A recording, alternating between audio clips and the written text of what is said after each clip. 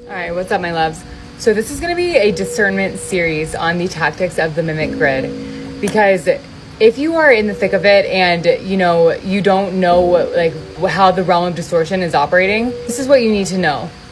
They rely on your empathy. They rely on your good and kind heart. Yes, they are tricksters. And so the thing is, your higher self is also a trickster. That is the polarity. And so God has used you as bait for these people to, come into your life and to take advantage of you. But this is the lifetime where they're not getting away with it. And so what's happening is these mimics and witches and warlocks, they will come in pretending to be your friend, coworker, just like, a client, potentially, someone who needs help. But the thing is, you can always spot the ulterior motive. Once you have been through the fire and you know that these people bank on your empathy. They literally count on you being kind and loving, so they can then exploit that. Is, how insidious and cruel they are. They literally know that you are going to want to help them. They know that you are going to want to be of service, because that's just who you are. That's your kind and loving heart. Is their game. Because my mimics, they have come into my DMs, and guys, this is a big reason I do not respond to DMs, is because I have just been tricked so many times by these witches that were pretending to be people who are in need. So it's no offense to anyone, I promise. But they will come into my DMs and, start asking, questions, trying to match their journey with mine, trying to open a crack of empathy. And so the thing is, they know when you are of the light, you are naturally of service. You naturally want to help others.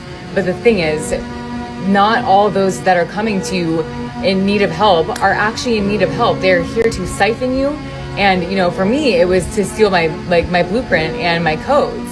And there's so many other back doors of permissions and agreements that the collective seriously needs to be educated on. And that is my reason for making this series, is because you need to have the awareness, because your awareness of it breaks the spell that they are trying to cast. Because you need to come out of agreement with any unspoken, unconscious, or conscious permission that you may have given. This doesn't just have to be DMs. This can be just in everyday life. This could be friends, family, coworkers. But basically, yes, they will try to befriend you through your empathy, and they will try to bond you and mirror your life. And so that's how they really kind of get their hooks in you.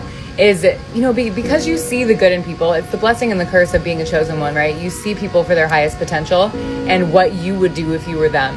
But the thing is, that is not their reality. You need to stop doing that. These people that work for the dark, they have been very sneaky. They're all in the spiritual community. They pretend like they're love and light. But once you develop the discernment, then that is when you are going to crack the code on what these people are really doing. They literally try to use your empathy against you, mirror your path. And so if someone is asking you about your spiritual journey or trying to become best friends right away, those are major red flags. I know on this journey, it's easy to want soul family and friendships.